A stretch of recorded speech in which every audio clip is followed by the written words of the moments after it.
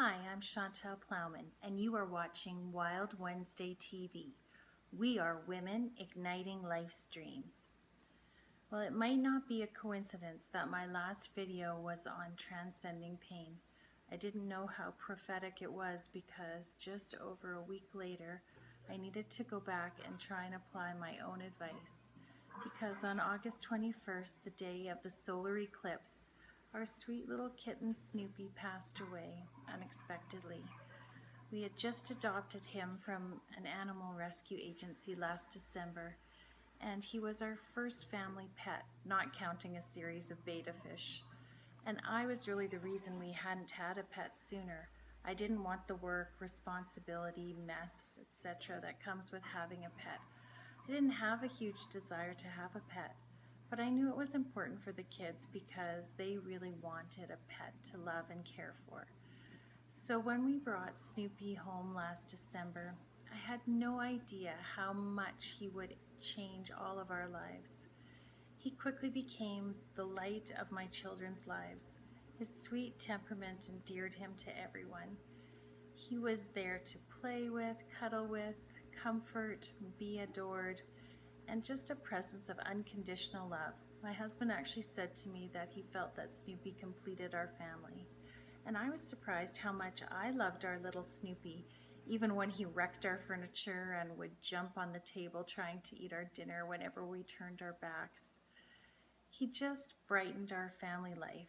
He was a great companion, friend, counselor, healer for everyone in the family.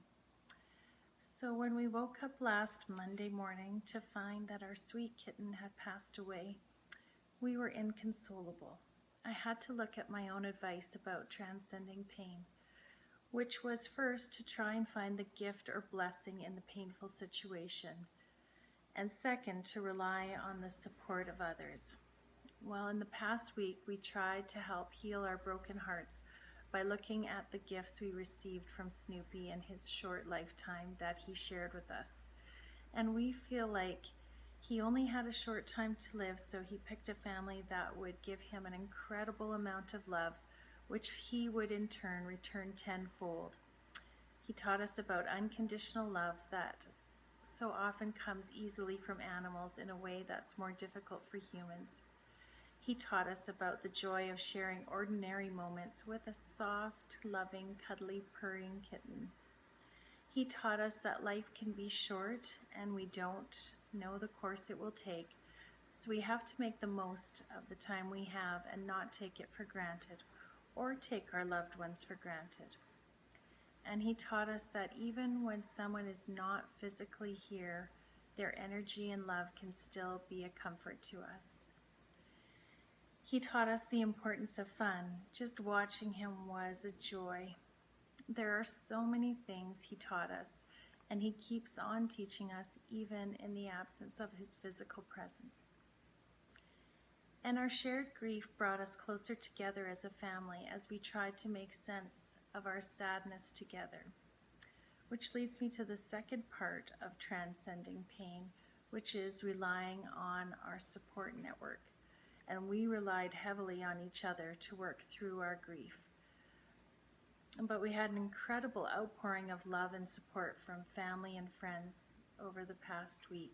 We had so many kind comments from friends through social media and texts and emails.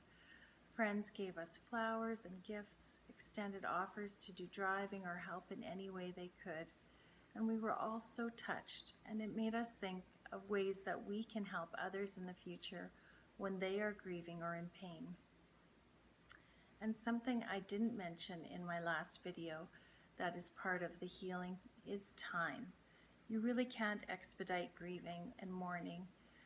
It takes its natural course. And sometimes all I could do over the past week was just take the next step forward that I felt I was able to do, and then the next, until I needed to take a break. And I explained to my kids that grief can be like a roller coaster.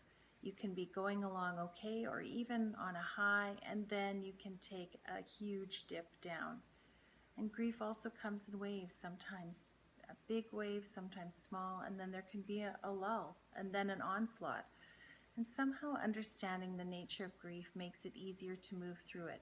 knowing it will pass and can resurface, but pass again until it recedes into a small ebbing and flowing that no longer knocks you over. And in the process of it all, find the joy and beauty in life that you can. So now I would love to hear from you. What is something that helped you when you were in a painful situation? We can learn so much from each other, and each person's story can help others in ways that they might not even know. So please leave us a comment below and let us know. Join us at our after party at womenignitinglifestreams.com, where all the best conversations can happen. Go to our media tab and comment below this video. And when you're there, if you're not already, be sure to subscribe and become a true wild woman. Thanks.